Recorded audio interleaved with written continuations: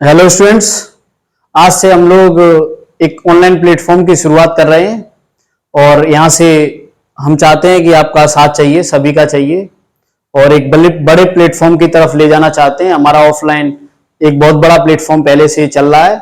अब हम जो यहाँ पर एक प्लेटफॉर्म, एक जो हमारी टीम है, जिस चीज को हम लेकर के आ रहे हैं, जो हमारी जो कोशिश है जिसको हम पूरी करना चाहते हैं आपके लिए, वो रेलवे, एनटीपीसी, रेलवे के किसी भी एग्जाम के लिए। अभी रेलवे में काफी दिक्कतें आपको आ रही हैं, जो आप फेस कर रहे हो उसको आपको फेस नहीं करना पड़ेगा। यहाँ पर फुली कंटेंट मिलेगा आपको रेलवे से संबंधित, जैसे कि साइंस में आपकी बहुत सारी दिक्कतें हैं उसको भी खत्म किया जाएगा। रीजनिंग हुआ, मैथ हुआ, जीएस हुआ, जो भी सिलेबस है आपका उसको पूरा किया जाएगा। मैं आपको स्पेशली रीजनिंग पढ़ाऊंगा इस चैनल पर। तो आज हम डिस्कस करते हैं कि रेलवे में क्या क्या आता है और कैसे हम पूरी तैयारी को करेंगे। तो सबसे पहले हम शुरुआत करते हैं रेलवे की। रेलवे देखो एक बहुत बड़ा प्लेटफॉर्म है। जॉब के बाद बहुत आनंद भी आता है और इस जॉब को लेना हमारी वरीयता भी बन जाती है।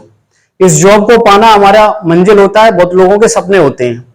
तो इसको कैसे पा सकते हो, उसको इजीली करने के लिए हमारी टीम आपके लिए 24 घंटे तत्पर रहेगी, ऑनलाइन रहेंगे और हमारी डेली शेड्यूल से वीडियोज आएंगी। तो आज हम रेलवे के ही एक टॉपिक को, जो कि काफी टफ टॉपिक माना जाता है, क्लॉक को डिस्कस करेंगे, जिसकी शुरुआत हम आज आपके साथ करेंगे। तो अभी आप सभी लोग हमारे साथ जो पढ़ेंगे वो क्लॉक पढ़ेंगे। क्लॉक में देखो पहले हम बेसिक को डिस्कस करते हैं। क्लॉक में पहले हम बेसिक को डिस्कस करते हैं। क्लॉक के जो टाइप होते हैं, सबसे पहले टाइप की अगर हम बात करें तो उसमें मिरर इमेज आता है। उसके बाद हम सेकंड टाइप की अगर इसी में बात करें तो हम वाटर इमेज को पढ़ेंगे। वाटर इमेज के बाद जहां थर्ड टॉपिक आता है, जहां पर दिक्कत होती है, वहां पर हम एंगल को पढ़ेंगे। कुछ बेसिक से, कुछ फॉर्मूला से हम इस पूरे कॉन्सेप्ट को क्लियर करेंगे और उसके बाद हम आपके लिए जो एंगल के साथ साथ आपके जो एरर आते हैं कि घड़ी बंद पड़ी होती है, जहां दिक्कत आती है घड़ी में, तो घड़ी बंद पड़ी होती है, वहां एरर आते हैं। उसके बाद जो एरर है, उसके बाद हम लास्ट टॉपिक आपका कराएंगे, वो मिसलेनियस होगा, जिसे हम विविध कहते हैं। वो जो लास्ट टॉपिक होगा आपका मिसलेनियस होगा। इसमें जो जितने भी टॉपिक बच जाएंगे, जितने भी टाइप बच जाएंगे, वो मैं सभी यहां पर कंप्लीट कराऊंगा।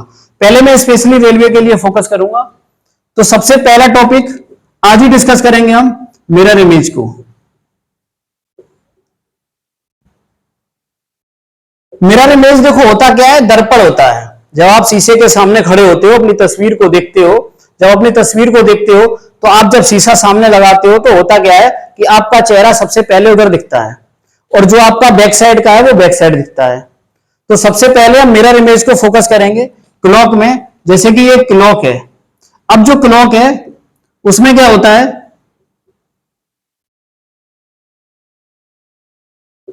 ये आपकी क्लॉक है। अब इसको हम मिरर इमेज में देखेंगे तो एक तस्वीर बनेगी। देखो ये तो सिस्टम अभी से लिख करके आने लगा है। पहले क्या आता था, ये लाइंस आती थी 12, 1, 2, 3, 4, 5, 6, 7, 8, 9, 10, 11। पहले ये लिखा हुआ नहीं आता था, पहले ये लाइंस आती थी, तो हम वहां से इमेजिन करते थे। वैसे ही हमारी जब इधर तस्वीर बनेगी, अभी हमारे यहां कुछ भी समय हो रहा है, मान लो कि जो हमारे घर पर घड़ी है उसमें 3 बज रहे हैं, तो घंटे वाली सुई जो होगी वो 3 पर होगी और जो मिनट वाली सुई है वो 12 पर होगी। अभी मान लो कि हमारी सुई में 3 बजे हैं और अब हम उसको दर्पण में रखते हैं कि प्रतिबिंब में कितना बजेगा। तो अब हम देखते हैं क्या, देखो अब ये जो दर्पण में रखा हुआ है, अब हमने जो इमेज फॉर्म की है यहां पर, अब होता क्या है,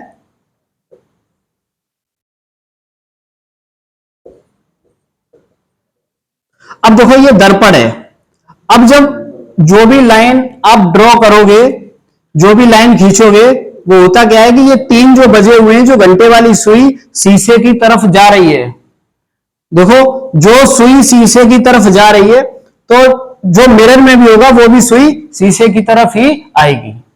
क्योंकि आप कभी भी शीशा देखते हो तो आपकी जो नोज है, जो आपकी नाक है, वो आगे दिखती है शीशा में, हेड आपका पीछे दिखता है। अब जब दिखता है तो यहां पर हम देखेंगे कि जो घंटे वाली सुई है वो यहां पर आ जाएगी और ये आपकी परिवर्तित नहीं होगी।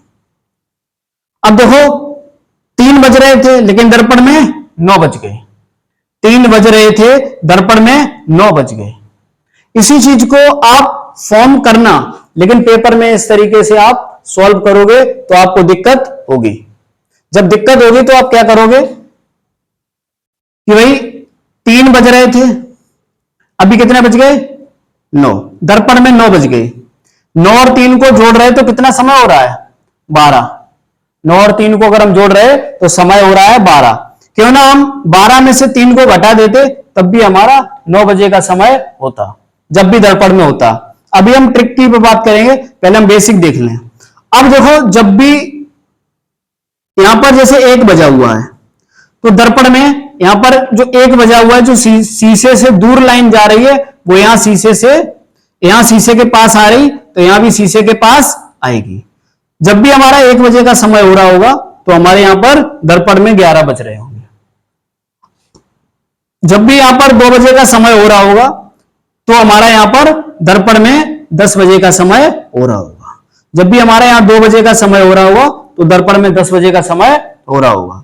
जब भी देखो हमारे 3 बज रहे तो 9 का समय होता है, वैसे ही जब 4 बजेंगे तो फिर 8 का समय होगा।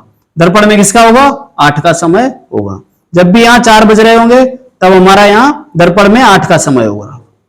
इसी तरीके से हम सभी क्वेश्चंस को सॉल्व करेंगे। 4 के साथ 8 आया तो 5